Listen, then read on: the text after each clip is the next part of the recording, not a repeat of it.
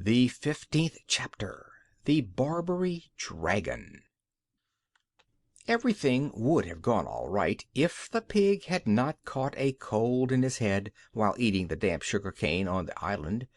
This is what happened. After they had pulled up the anchor without a sound, and were moving the ship very, very carefully out of the bay, Gub suddenly sneezed so loud that the pirates on the other ship came rushing upstairs to see what the noise was.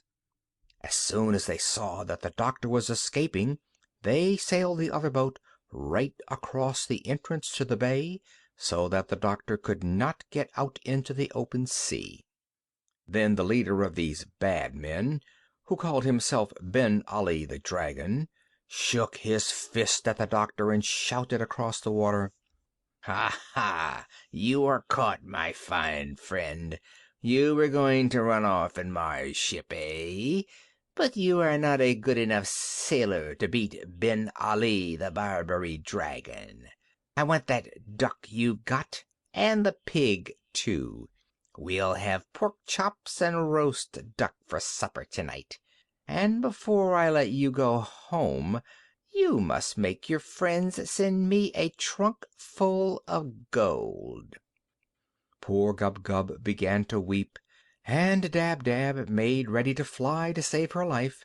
But the owl, Tutu, whispered to the doctor, "Keep him talking, doctor. Be pleasant to him. Our old ship is bound to sink soon.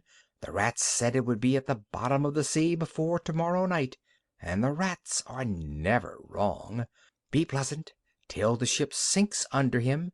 Keep him talking." "What? Until tomorrow night?" said the doctor. "Well, I'll do my best. Let me see, what shall I talk about?" "Oh, let them come on," said Jip. "We can fight the dirty rascals. There are only 6 of them. Let them come on. I'd love to tell that collie next door when we get home that I had bitten a real pirate. Let 'em come. We can fight them." "But they have pistols and swords," said the doctor. "No, that would never do. I must talk to him. Look here, Ben Ali." But before the doctor could say any more, the pirates began to sail the ship nearer, laughing with glee, and saying one to another, "Who shall be the first to catch the pig?" Poor Gub was dreadfully frightened, and the Push-me-pull-you began to sharpen his horns for a fight by rubbing them on the mast of the ship, while Jip kept springing into the air and barking and calling Ben Ali bad names in dog language. But presently something seemed to go wrong with the pirates. They stopped laughing and cracking jokes. They looked puzzled. Something was making them uneasy. Then Ben Ali, staring down at his feet, suddenly bellowed, "Thunder and lightning! Men, the boat's leaking!" And then the other pirates peered over the side, and they saw that the boat was indeed getting lower and lower in the water. And one of them said to Ben Ali, "But surely if this old boat were sinking we should see the rats leaving it."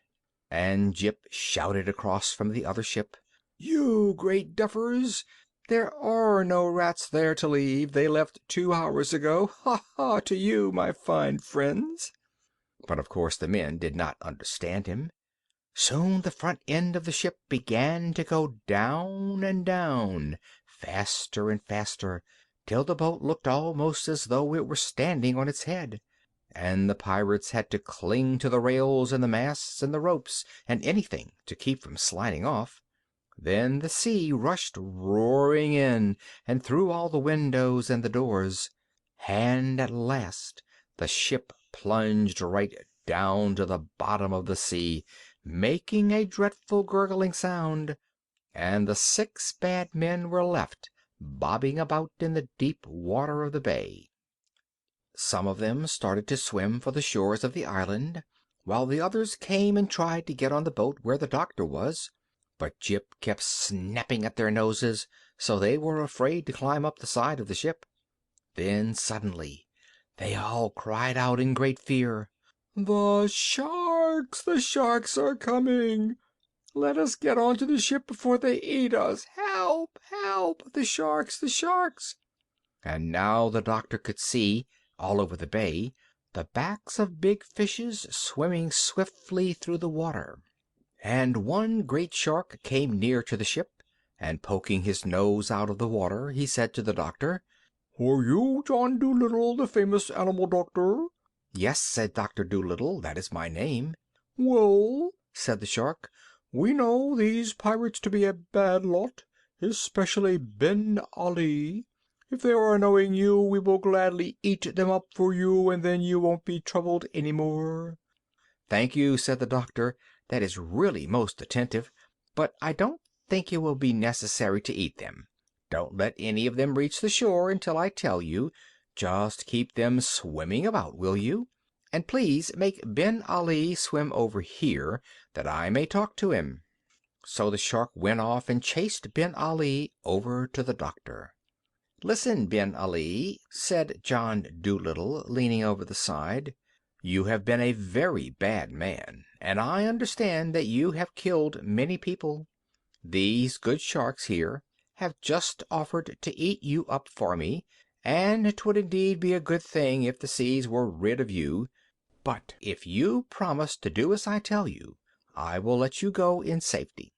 "What must I do?" asked the pirate, looking down sideways at the big shark who was smelling his leg under the water. "You must kill no more people," said the doctor. "You must stop stealing. You must never sink another ship. You must give up being a pirate altogether." "But what shall I do, then?" asked Ben Ali. "How shall I live?" "You and your men must go on to this island and be bird seed farmers," the doctor answered. "You must grow bird seed for the canaries." The Barbary dragon turned pale with anger. "Grow bird seed!" he groaned in disgust. "Can't I be a sailor?" "No," said the doctor, "you cannot. You have been a sailor long enough, and sent many stout ships and good men to the bottom of the sea. For the rest of your life you must be a peaceful farmer. The shark is waiting. Do not waste any more of his time. Make up your mind." "Thunder and lightning!" Ben Ali muttered. "Bird seed!" Then he looked down into the water again and saw the great fish smelling his other leg. "Very well," he said sadly, "we'll be farmers." "And remember," said the doctor, "that if you do not keep your promise, if you start killing and stealing again, I shall hear of it, because the canaries will come and tell me. And be very sure that I will find a way to punish you. For though I may not be able to sail a ship as well as you, so long as the birds and the beasts and the fishes are my friends, I do not have to be afraid of a pirate chief, even though he call himself the Dragon of Barbary. Now go and be a good farmer and live in peace."